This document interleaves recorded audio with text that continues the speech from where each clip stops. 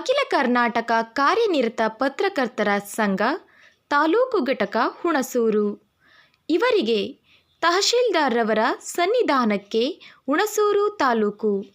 ಮಾನ್ಯರೇ, ವಿಷಯ: ಭಾರತೀಯ ಪತ್ರಿಕಾ ಮಂಡಳಿಯಿಂದ RNI ಪಡೆದಿರುವ ಎಲ್ಲ ಪತ್ರಕರ್ತರಿಗೂ ಬಸ್ ಪಾಸ್ ಕೊಡಲು ಒತ್ತಾಯಿಸಿ.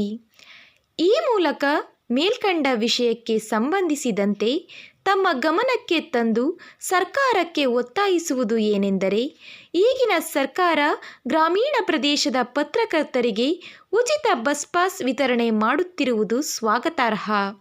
ಆದರೆ ನಾಡಿನ 2.5 ಕೋಟಿ ಮಹಿಳೆಯರಿಗೆ ವಾರ್ಷಿಕ 1,800 ಕೋಟಿ ವ್ಯಯ ಮಾಡುತ್ತಿರುವ ತಾವು, ಮಹಿಳೆಯರು ಕೇವಲ ಆಧಾರ್ ಕಾರ್ಡ್ ಹೊಂದಿದ್ದರೆ ಸಾಕು ರಾಜ್ಯಾದ್ಯಂತ ಪ್ರಯಾಣ ಬೆಳೆಸಬಹುದು ಎಂಬ ಮಾನದಂಡ ವಿಧಿಸಿರುವ ತಾವು, ಪತ್ರಕರ್ತರಿಗೆ ವಾರ್ಷಿಕ ಕೇವಲ 30 ಕೋಟಿ ಖರ್ಚು ಮಾಡಿದರೆ ಸಾಕು 10,000 ಗ್ರಾಮೀಣ ಪತ್ರಕರ್ತರು ಜಿಲ್ಲಾ ಮಟ್ಟದಲ್ಲಿ ಪ್ರಯಾಣ ಬೆಳೆಸಬಹುದಾಗಿರುತ್ತದೆ.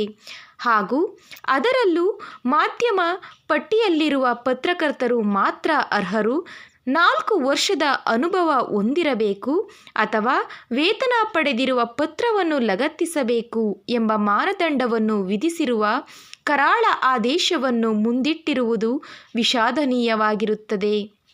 ಆದರೆ ಭಾರತೀಯ ಪತ್ರಿಕಾ ಮಂಡಳಿಯಿಂದ ಮಾನ್ಯತೆ ಪಡೆದು RNI ಹೊಂದಿರುವ ಸಂಪಾದಕರು, ಮುದ್ರಕರು, ಪ್ರಕಾಶಕರು ಹಾಗೂ ಮಾಲೀಕರಾಗಿ ಮಾಧ್ಯಮ ಪಟ್ಟಿಗೆ ಸೇರದೆ ನಿಷ್ಪಕ್ಷಪಾತವಾಗಿ ಸಮಾಜದಲ್ಲಿ ನೆಲೆಸಿರುವ ಸಮಾಜಘಾತುಕರು, ಭ್ರಷ್ಟ ಅಧಿಕಾರಿಗಳು, ದುಷ್ಟ ರಾಜಕಾರಣಿಗಳು ಹಾಗೂ ಇನ್ನೂ ವಿವಿಧ ಮುಖವಾಡ ಹೊತ್ತು ಸಮಾಜದಲ್ಲಿ ಅರಾಜಕತೆಯನ್ನು ಉಂಟುಮಾಡಿ ಶಾಂತಿ ಸುವ್ಯವಸ್ಥೆಗೆ ಧಕ್ಕೆ ತರುವವರ ಸತ್ಯ ಸಂಗತಿಗಳನ್ನು ಎತ್ತಿ ಹಿಡಿಯುವುದರ ಜೊತೆಗೆ ಸರ್ಕಾರದ ಅಂಕುಡೊಂಕುಗಳನ್ನು ತಿದ್ದಿ ಓದುಗರಿಗೆ ತಾಜಾ ಸುದ್ದಿಗಳನ್ನು ಬಿತ್ತರಿಸುವ ನೈಜ ಪತ್ರಕರ್ತರುಗಳಾದ ವಾರ, ಪಾಕ್ಷಿಕ, ಮಾಸಪತ್ರಿಕೆಯವರನ್ನು ಕೈಬಿಟ್ಟಿರುವುದು ಆಶ್ಚರ್ಯಕರವಾಗಿರುತ್ತದೆ. ಆದ್ದರಿಂದ ಅಂದಿನ ಮುಖ್ಯಮಂತ್ರಿಯಾದ ರಾಮಕೃಷ್ಣ ಹೆಗಡೆಯವರು ಅಂದು ಯಾವುದೇ ತಾರತಮ್ಯವಿಲ್ಲದೆ ಹೇಗೆ ಎಲ್ಲ ಪತ್ರಕರ್ತರಿಗೂ ಉಚಿತ ಬಸ್ ಪಾಸ್ ಸೌಲಭ್ಯ ಕಲ್ಪಿಸಿಕೊಟ್ಟಿದ್ದರು, ಅದರಂತೆಯೇ ಈಗಿನ ನಿಮ್ಮ ಸರ್ಕಾರದ ಮಾನ್ಯ ಮುಖ್ಯಮಂತ್ರಿ ಸಿದ್ದರಾಮಯ್ಯನವರು ಕೂಡ ಯಾವುದೇ ತಾರತಮ್ಯ ಮಾಡದೆ ತಮ್ಮ ಷರತ್ತುಬದ್ಧ ಈ ಕರಾಳ ಆದೇಶವನ್ನು ಹಿಂತೆಗೆದುಕೊಂಡು RNI ಹೊಂದಿದ್ದು ಪತ್ರಿಕೆಯನ್ನು ಹೊರತರುತ್ತಿರುವ ವಾರ, ಪಾಕ್ಷಿಕ, ಮಾಸ ಪತ್ರಿಕೆಯ ಸಂಪಾದಕರಿಗೆ, ಅದರ ಛಾಯಾಗ್ರಾಹಕರಿಗೆ ಮತ್ತು ವರದಿಗಾರರಿಗೂ ಉಚಿತ ಬಸ್ ಪಾಸ್ ವ್ಯವಸ್ಥೆಯನ್ನು ಕಲ್ಪಿಸಿಕೊಡಬೇಕಾಗಿ ಈ ಮೂಲಕ ತಮ್ಮನ್ನು ಒತ್ತಾಯಿಸುತ್ತಿದ್ದೇವೆ.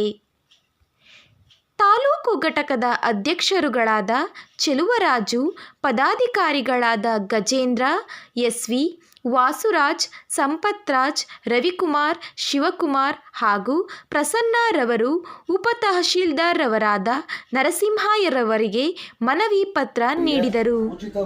CRG news, Hunsur. ತಮ್ಮನ್ನು ಒತ್ತಾಯಿಸುತ್ತಿದ್ದೇವೆ.